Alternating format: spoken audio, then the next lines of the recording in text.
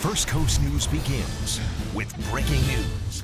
And that breaking news coming to us tonight from Jacksonville Beach. An 18-year-old has been arrested in connection to a murder that occurred hours after the 4th of July fireworks ended there at Jax Beach. 18-year-old Javoris DeAndre Price is charged with second-degree murder, armed robbery, and 3 other counts in connection to the murder of 23-year-old Glenn McNeil. Now, McNeil was shot and killed at the Seawalk Pavilion on 1st North Street. And First Coast News reporter Hani Rodriguez has been following this developing story. She joins us now live with the latest. Hani? Hey, Heather and Anthony, that's exactly right. We're getting those 3 new charges coming down today on Javoris Price. As you mentioned, it's been 4 months, 4 long months for friends of McNeil who tell me they're happy to hear their friend hasn't been forgotten.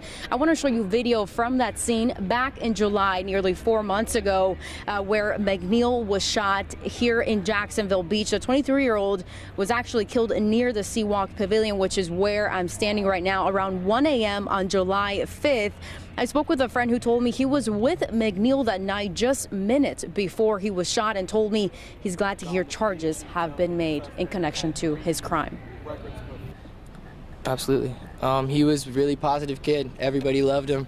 The kid's smile was something else. So hopefully this kid gets what he deserves. I'm working to hear from other closer friends and family as well. Some of them over the phone telling me that it's just been a really difficult day and they're still just trying to take in all the new information. For now, reporting live from Jax Beach, I'm Hani Rodriguez, First Coast News on your side.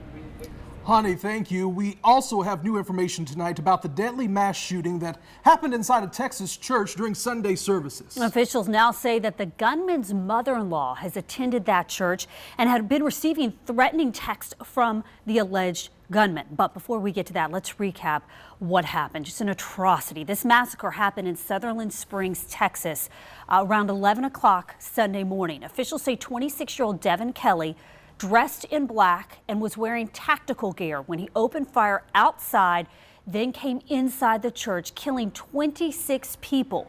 12 to 14 of them we now know were children.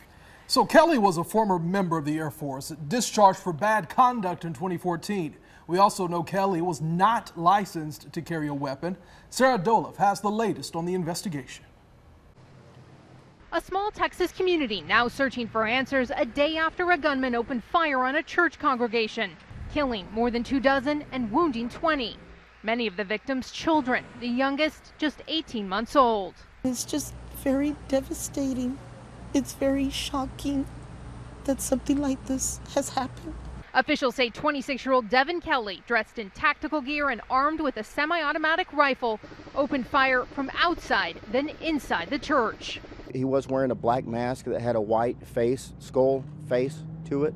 He was later confronted by an armed citizen as he fled. This Good Samaritan, our Texas hero, flagged down another young man from Seguin, Texas, and jumped in his vehicle, and they pursued the suspect. After a high-speed chase, it's believed the suspect committed suicide inside his vehicle where other weapons were found. Now, more is being learned about his troubled past.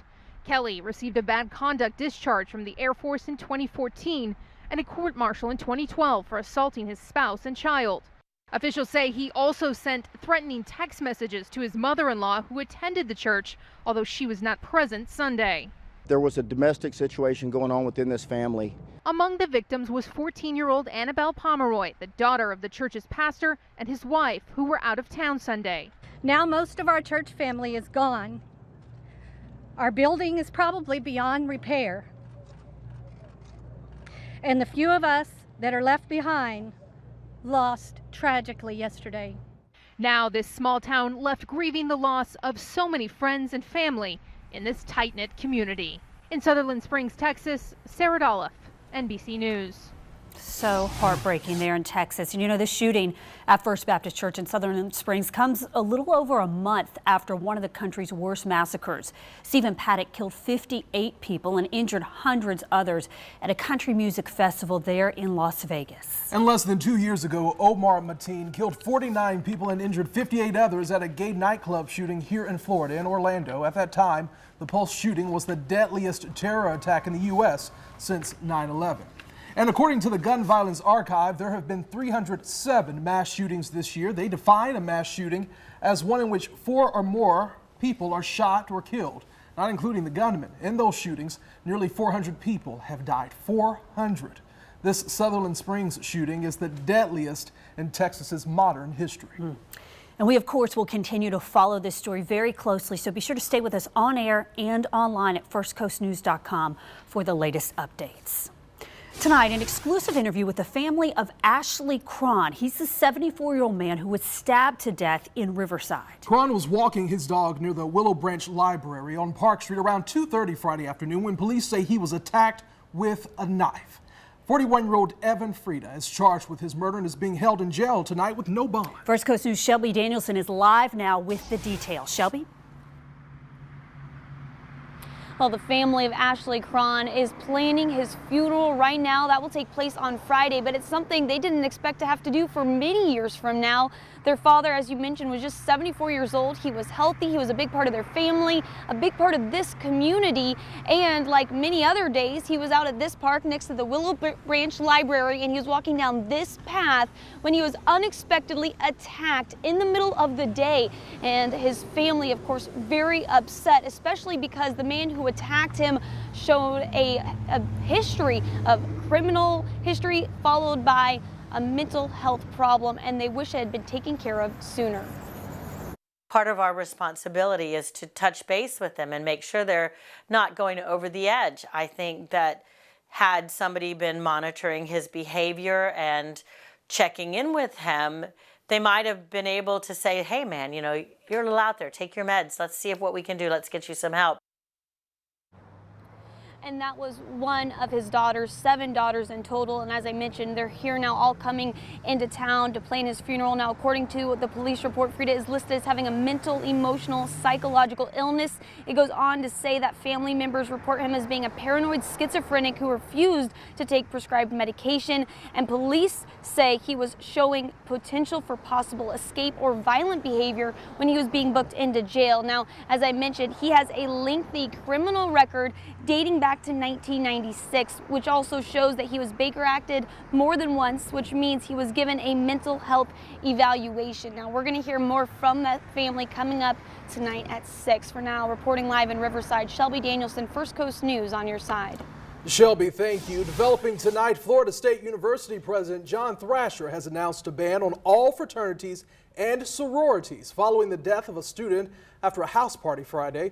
20-year-old Andrew Coffey was found unresponsive the morning after a house party about a mile from campus. All fraternity and sorority chapters are prohibited from holding any events during the suspension. A ban on alcohol has also been issued at all recognized student organization events. Also happening right now, Comcast internet customers may be having a trouble with their internet tonight. So if you're a Comcast customer, this is why. Several reports are coming in from major cities around the country about internet outages, including here in Jacksonville. Comcast tweeted that they are aware of the problems and they're working to fix them. Television services are not impacted at this time by the outage. New tonight, the Jacksonville Sheriff's Office has released this sketch. This is the man who was wanted in connection to an attempted kidnapping of a teenage boy in Mandarin.